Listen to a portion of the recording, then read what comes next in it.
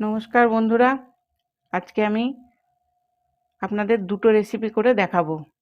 তা প্রথমে হচ্ছে আমি ডিমের কচুরি করব। তার জন্য আমি এই যে ময়দা নিয়েছি, ময়দাটাকে একটু মেখে রাখছি। ময়দাটা মাখতে গেলে আমাকে নুন দিতে হবে।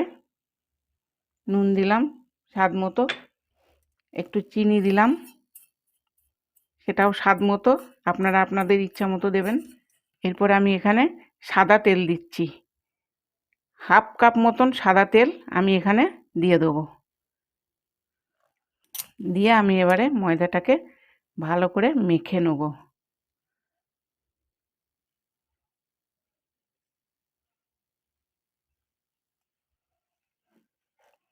যতক্ষণ আমার এটা মাখা না হবে ততক্ষণ ময়দাটাকে ভালো করে হাত দিয়ে মেখে নিতে হবে এটা।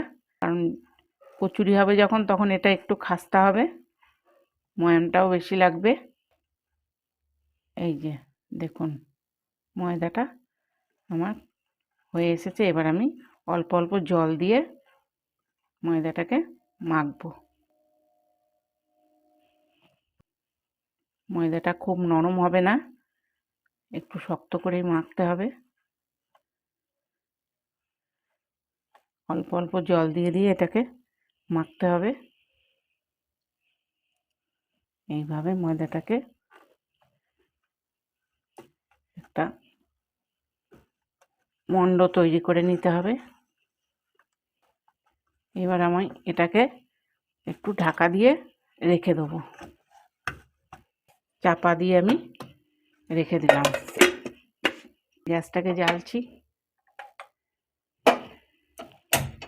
গ্যাসটাকে ধরিয়ে নিয়ে আমি এবার কড়াইটাকে বসিয়ে দিলাম। ফ্লেমটা একটু বাড়িয়ে দিলাম, দিয়ে দিলাম কিছুটা রিফাইন অয়েল। আমি এবার চিকেনটা করব। আমি আলুগুলোর ওপরে একটু হলুদ গুঁড়ো দিয়ে দিলাম। আলুগুলো প্রথমে একটু ভেজে নেব। তেলে আমি আলুগুলো দিয়ে দিচ্ছি।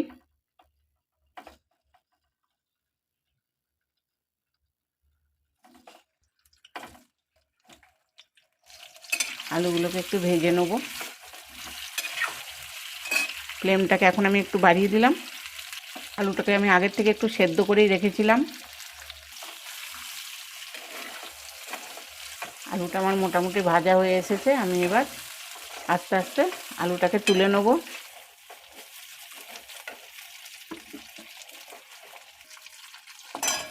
এইবার আমি এই কিমাটাকে করব।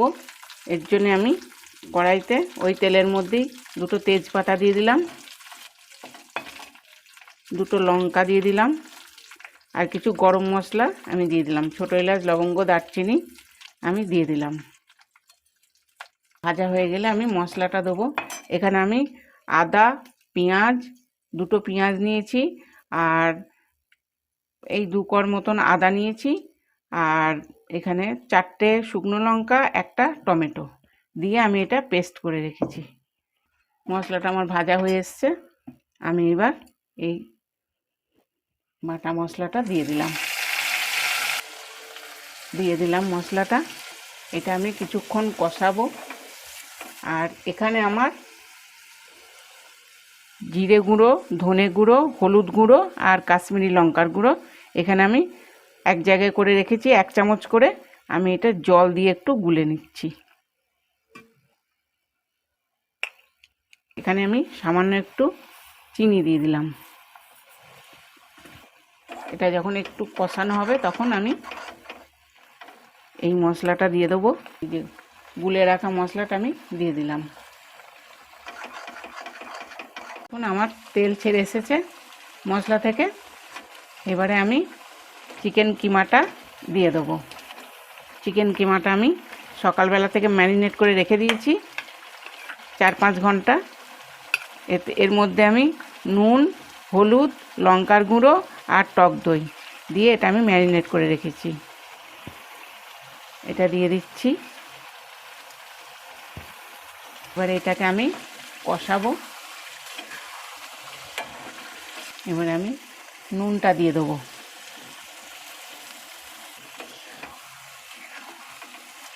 এবার আমি সমানে নেড়ে নেড়ে এটাকে কষিয়ে নেব।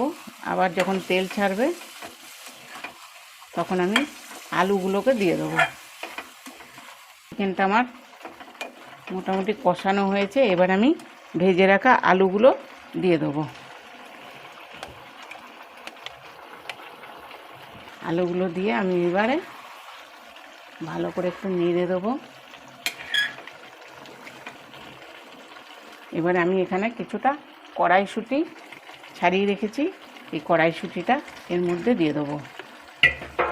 আর মশলা ধুয়ে রাখা জলটাও আমি এর মধ্যে দিয়ে দিলাম। এবারে এটা একটু ফুটবে।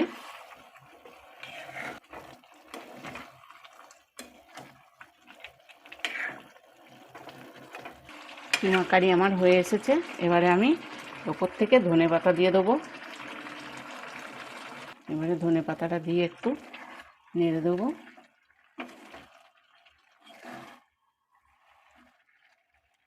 আমি গ্যাসটাকে অফ করে দিলাম। হয়ে গেল আমার কিমা কারি। আমি এবার এটাকে তুলে নিচ্ছি।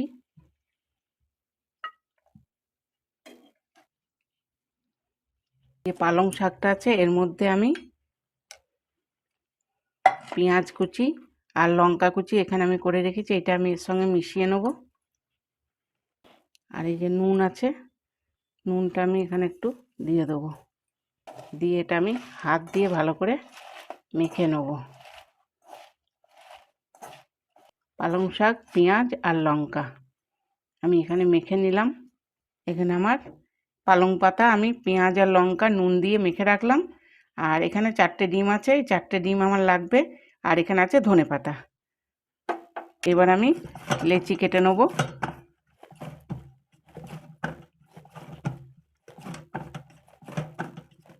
তার আগে একটু ভালো করে মেখে নেব। এবারে আমি ছোট ছোট লেচি কেটে নিলাম। এরকম করে আমি লেচিগুলো কেটে নেব। লেচিগুলোকে আমি এবার আস্তে আস্তে গোল করে নেব। গ্যাসটা অন করে দিলাম। আমি কড়াইটাকে বসিয়ে দিলাম। আর এর মধ্যে আমি দিয়ে দিলাম রিফাইন অয়েল। এবার আমি এটাকে ময়দা দিয়ে বেলে নিচ্ছি।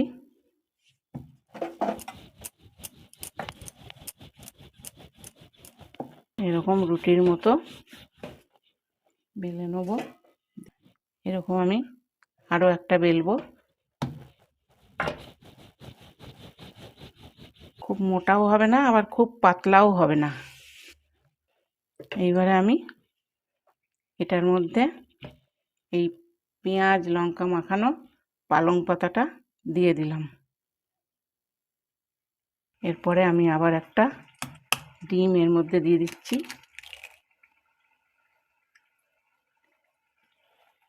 একটু ধনেপাতা দিয়ে দিলাম।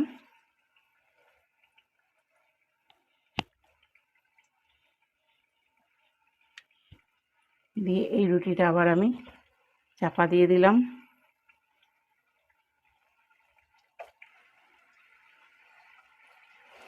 সাইডগুলো চেপে চেপে না দিলে খুলে যাবে, সেই জন্যে সাইডগুলোকে চেপে চেপে দিচ্ছি।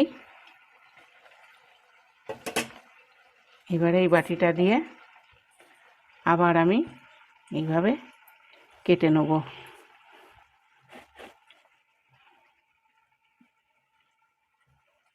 বাকি অংশটাকে এইভাবে আবার আমি রেখে দিলাম। এইভাবে আমি এখানে ছেড়ে দিলাম।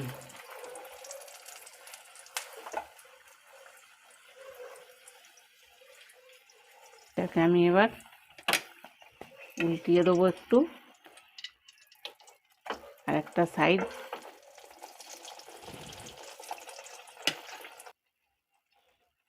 এদিকে আমার এটা হয়ে এসেছে। আর একবার উল্টে দেবো। ভাজা হয়েছে, আমি এবার এটাকে তুলে নেব।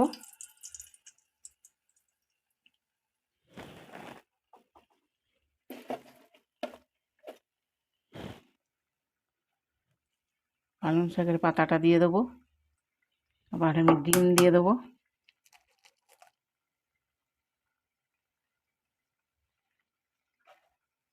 ধনে পাতাটা দিতে হবে। এবারে চাপা দিয়ে দিলাম, বাটিটা দিয়ে এটাকে কেটে নেব। বাকি অংশটাকে আবার বার করে নেব।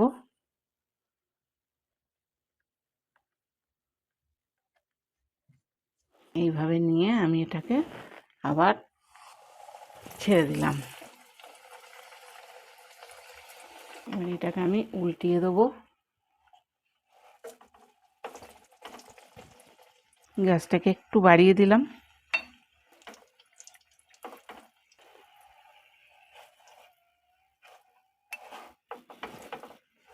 আর একবার ওদিকটাকে উল্টিয়ে দিলাম। এবার আমি এটাকে তুলে দেবো।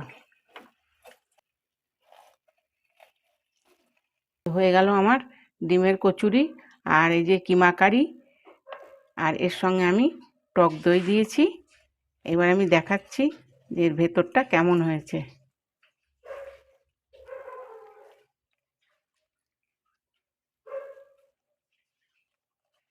এই দেখুন, একদম খাস্তা হয়েছে ভেতরটা।